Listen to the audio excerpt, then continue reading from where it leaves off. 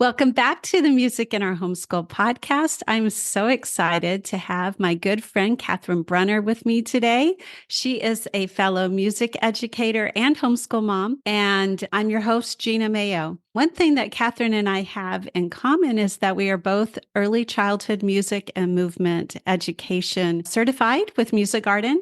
And I've taught Music Garden almost every single year since 1998. And I know that Kathryn does a lot with that program too. But one thing I don't do is piano. I do not teach piano lessons. I never have. And so I would love for Kathryn to talk to us about her philosophy of piano education and anything else you'd like to share with us today. If you are a homeschooler looking for ways to easily and affordably include a quality music education in your homeschool, you've come to the right place. This is the Music in Our Homeschool podcast. I'm Gena Mayo, homeschooling mom of 8 and music teacher for over 30 years. Absolutely. Well, thank you, Gena, for having me. It's such a pleasure. I know we've known each other for a number of years now and gotten to just see how our joy and love of music is able to help so many families, so many homeschool families in particular, because it's a really unique part of educating our is the music education side. And I know Right. sometimes parents can feel not ill-equipped to really bring music education into their home. And so any kinds of resources that we can provide, I feel like that's my mission. I know that's your mission as Yes. well, is to make it easier for parents to say, hey, you know what? I've got this. I can do this. And I'm just going to follow these steps, and I know that this is going to be a great program for my kids. And so that's the joy of being a part of what you're doing, Music in Our Homeschool, and what I'm doing at Music at Home is to bring the joy of music education into homes and make it accessible. So I love that. But yes, I have taught Music Garden for many, many years. I think I got my license and certification in Music Garden in 2005, and also started teaching their piano program in my local piano studio along with their early childhood music. And also along the way, really got involved with Dr. Edwin Gordon's music learning theory, because Music Garden actually uses a lot of Gordon's learning theory. And so as I got into teaching piano and I finished, kids that finish the 3-year Music Garden program in my studio, they need to go on to something else. And so, well, what is that something else? And well, if you've started learning music through what we call audiation, the ability to think in music and understand in music, which is how everything in Music Garden trains kids from the ground Yes. up, then you need somewhere to go after you finish just a beginning piano program with that same track that helps you to learn music, sound before sight, and then get into true music literacy. So the way I teach piano is through audiation. So if we're having a conversation right now, right? So Uh-huh. you're not sitting there dissecting, well, what letters am I using to create these words, right? Because as we're communicating, we're using words and sentences and phrases.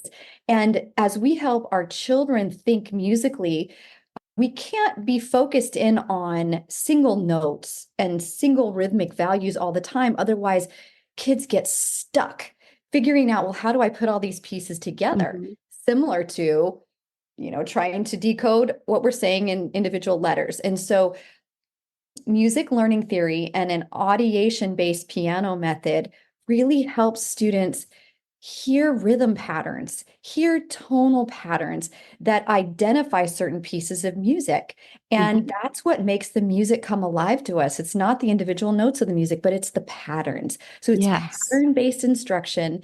It's instruction that then guides our understanding of how to put those patterns at the piano and make sense of them, both rhythmically, tonally, and harmonically. So that's just kind of a quick recap. I love it. So you have taught this to private students Mhm. in your own studio, but you also teach it online. So can you tell us how you have taken that program and how you do it for students who live anywhere in the world? Yes, absolutely. So, MusiK at Home is an online music studio for babies, toddlers, all the way up through elementary kids. Now we are moving into, the early adolescence, teenage years, and even we came out with a class for adults this week, which I know we're going to get into later. But what we do is we provide a class video that is almost as if you're with me in a live class situation. So if Okay. you were to come to my studio and take an early childhood class with me, you would have classmates. There'd be other parents there. And so when you take my online video course for, say, babies or toddlers or preschoolers or kindergartners, you'll have me as the instructor. You'll have two children on either side of me that are there learning with me. And then you'll Okay. have you and your child at home. And together we make one class situation as if we're all together live, which I think makes it such an authentic, real experience for kids and parents at home. That's always been my hope. And what I found that parents who do music at home classes consistently with their children see their children develop musically in ways that are astounding to them. Even in just a few classes, when you hear my rhythm patterns that I'm saying, the children pick them up so fast and begin to incorporate those patterns into their daily life, their daily language skills. So it's a great opportunity for parents to have an easy click and go music education program as if they're in a live studio. That's what music at home really is. And And then I'm sorry, go ahead. no, I'm sorry, I got to the next part, which is the piano That's element. what I was going to ask you. Yes. So along the way, I also homeschool my children, and I was reading so much beautiful literature with them. Mm, And one of the themes that just started jumping out at me all over the place through Jan Brett's gorgeous picture books, Astrid I love Lindgren, those too. yes, and even the Dallaires' wonderful works like Leaf the Lucky and all of those Mm, great books. One is called Children of the North Lights that they have. I began to see a theme that my daughters and I gravitated toward all of this Nordic content. So yes. I took everything that I knew from how to incorporate audiation-based piano into a curriculum that also uses literature and stories and imagination. And I wrote my own curriculum for piano, beginning piano, that's called Creative Keys Nordic Adventures. And it allows parents and children to connect around music, stories, imagination, movement, around these beautiful tonal and rhythm patterns to songs that I wrote to go with these stories. So the songs make the stories come to life. And if you could imagine you're living and breathing these stories with your children, then you're singing about what you've just read, and then you're learning how to play this music at the piano. But before you get to the piano, actually we recorded in this room several years ago, maybe actually 2 years ago. And you're moving, you're swaying, you're feeling it in your body. That's how we learn music because Mhm. it's rhythmical, it's movement based. And then we take it to the keys and we begin realizing, all right, well, what does the keyboard look like? We learn keyboard geography because if you've ever seen, well, I've seen hundreds of students approach the piano as I've interviewed them for lessons, and I Uh-huh. can always tell immediately whether or not a child has seen a piano before because Okay. it can be very overwhelming. There's so many keys. What do I do with all this? What is this?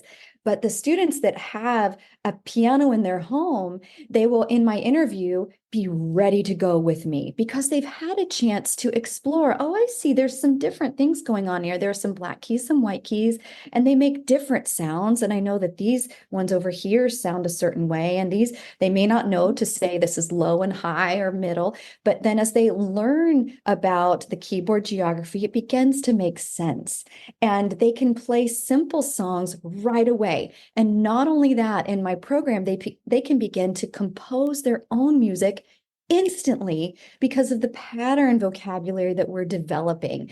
And so what I found is children that go through Creative Keys Nordic Adventures have a robust sense of audiation. And it's a new word maybe to some people, but it's just what we do with music. It's how we think about music. Mm-hmm. And so that's what I love to see is the concepts come alive, the piano comes alive.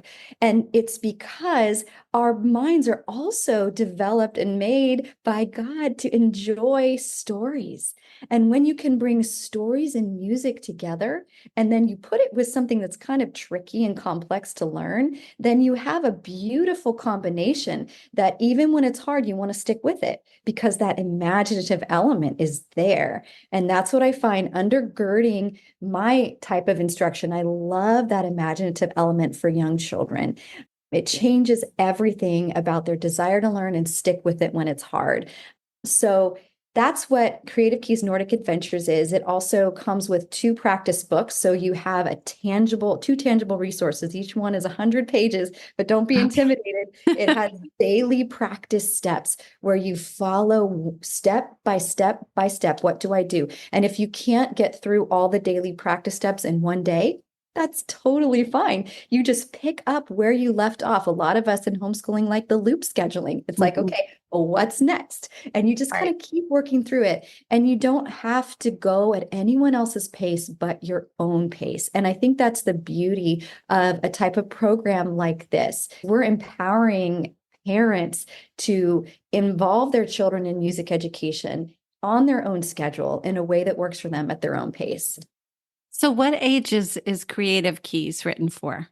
The Creative Nordic Adventures. Yes, Nordic Adventures is written for ages 5 to 10. Okay. And it can tend in the beginning to feel a little like it's for the younger ages because I had my 6 and 9-year-old recording those with me. My 6-year-old is in the first class, then it's my 9-year-old, then my 6-year-old, then my 9-year-old. Okay. And so they kind of switched off. So I would recommend and encourage parents that if you have a 10-year-old and the first class feels young, well, stick with it because there is a range of maturity in the children that you'll see in the classes, but it really, really, truly develops children's audiation wherever they find themselves. And one of the things that's so important to remember is that music aptitude is flexible from birth to around age 10. And that's when you can truly learn a language easier. You can learn music audiation much easier. And that's why this beginning course for kids up to age 10, it's really important to have them take this course before they're 11, as their audiation and their music aptitude is still really flexible. Of course, all of us can move into music achievement in any time of our lives. But as you have a music aptitude tank, every single musical experience we give our children when they're birthed to age 10 fills that tank up, and it will stay that full the rest of their life. But if they've only gotten a little bit, they can still use what they've gained to achieve in music. So I don't want anyone to despair about that. But the more opportunities we give our children to learn music and be educated musically, the more they will experience the joy of it in adulthood. Yes. So let's move into your Creative Keys Jazz Chords course that just came out. Tell us about that. This is so exciting. So last March, I would say, I had an Instagram reel go viral. It has, a couple of million views. And what that really did was it showed me that there is a real hunger for parents and just adults, even without children, to learn music in a way that's non-threatening, in a Can way. you describe what happened in that reel for people who haven't seen it? Sure. In this particular reel, I think it's pinned on my profile at MusiK at Home on Instagram, so people can go see it. My daughter and I were having just a regular lesson time at the piano, and she's extremely creative in what she plays. And all of a sudden, she plays something that was just moved me to tears. It was so moving. It moved me to tears. And I was sitting there thinking, oh my goodness, my daughter is playing so beautifully. And it's because of all of the investments I've made into her tank. And it's And it because was completely improvised, all right? She improvised. wasn't reading music. No, she's not. It's is all from her heart and her mind and her audiation. And so what I spoke about in that reel, just with the text, is that when we give our children opportunities to create music, and instead of telling them how to play and what to play every single time, they can truly blossom in their own musicianship. And I found that there was a lot of trauma induced into people's lives by music teachers who Oh. said, you have to do it this way and only this way. And an audiation based approach is actually a very creative, improvisatory approach that Mhm. allows people to express what's inside of them. And what took place in that reel was this connection I had with my daughter, the beauty of the music she was creating, and then how did she get to create it was through this method of audiation. And so there's a real hunger for that, is what I found. Hundreds and hundreds, if not thousands, of people commented, I Mm. wish I learned music this way. I Oh, wish I learned music this way. And do you have anything for teens? Do you have anything for adults? oh, And so wow. let me come back to your question about the jazz course.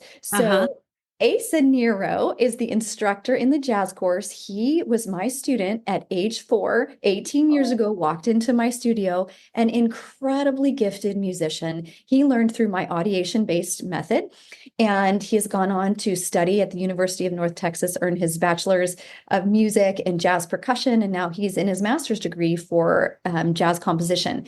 And so 4 years ago, when he graduated high school, I asked him to begin writing a book on jazz chords for Okay. music at home because he loved jazz. And I wanted to encourage him in all of his giftings. And that's what I love to do, is bring Right. people on that love to make music and let's work together. And so he did that. And when this happened, with the viral reel in March, I said, you know what? I know the perfect person who can make a course for teens and adults and have it ready right away with tons of substance. So Asa wrote his own jazz tunes for this course. Oh, There so are 6 fun. great tunes that are based off of all types of jazz from New York, from New Orleans, just from all over geographical regions. He brought in the sweet sounds of those jazz influences. And so you'll learn 6 tunes in this course, and you'll learn the And it's chords all on the piano, right? all on piano. Yes. And you'll learn 6 types of chords that go with them all around sevenths. So major sevenths, minor sevenths, diminished sevenths, dominant sevenths, all the sevenths. And what are those? And if you know a basic major chord, bum, bum, bum, that's, 1, 3, 5. On a jazz chord, you're just adding the 7th above that 5. So 1, 3, 5, 7 would be your dominant 7. And so you're learning, okay, well, then how do I manipulate that chord? You can invert it, you can do all that. But in Ace's jazz course, we're just using root position jazz chords. And you're going to learn them in all of those different types of chords, which makes jazz really come alive. If you can know what you're doing and move around and on the keyboard with those chords Hmm. and have just a lot of fun doing it. So Asa's style of teaching is just really relaxed. He's totally calm. And he has another student that's been in my studio for years named Ben. Ben is an incredible composer already. He just graduated from high school in May, and his last year of high school, he studied with Asa. Okay. He studied jazz with Asa and came out just so excited about all of his new skills. So Asa is an incredible teacher.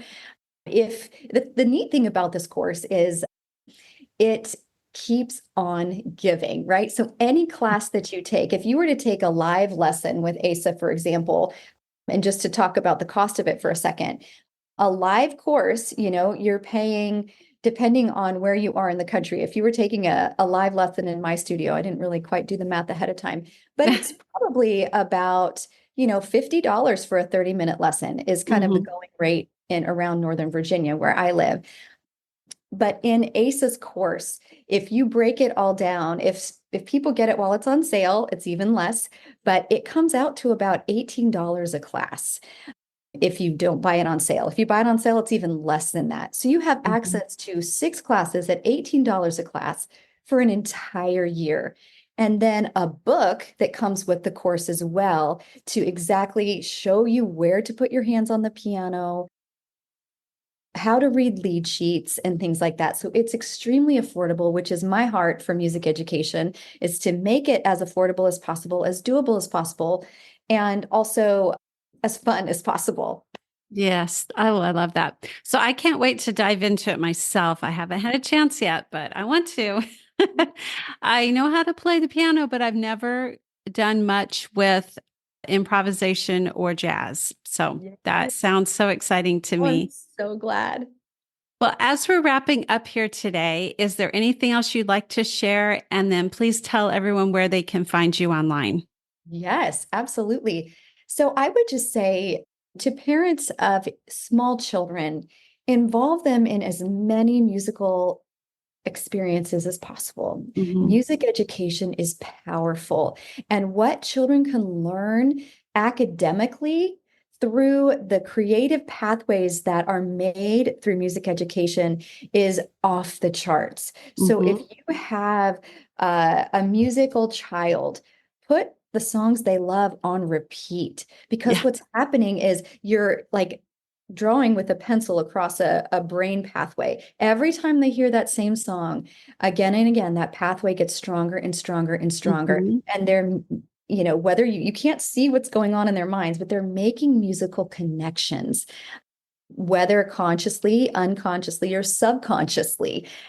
That's how powerful music is. So I would say keep music going in your home, get structured music education, Mhm. however possible, and stay the course. Never give up, because kids want to stop what's hard, but we would never let them stop learning math. We would never let them stop learning the other subjects that they need to learn in school. And I believe so strongly that music education is more powerful of a learning tool than any of the subjects we learn in school. Although it must come with love and care Yes, alongside of it. So that's what I would leave you with today. that's beautiful. And where can my listeners find you online? So our website is mymusikathome.com, and the end of music has a K. So Mhm. you can find that there, and then follow me on Instagram at MusiK at Home. And again, it's MusikAthome. And there's a lot going on over there on Instagram. So I'd love to have everybody Your come. reels are very fun. Oh, thank you. I'm having a lot of fun making it. And I've only really been on Instagram for about a year and a half. But what I've found is that there's a really beautiful community of people that Mhm. use Instagram regularly and are very curious about how they can grow and deepen their skills. And I love that. So that's a Yeah, lot of fun. beautiful. Thank you so much, Kathryn. And I will definitely share all the links for everything she's mentioned today. Thank you all for being here with us. And until next time, keep the music alive.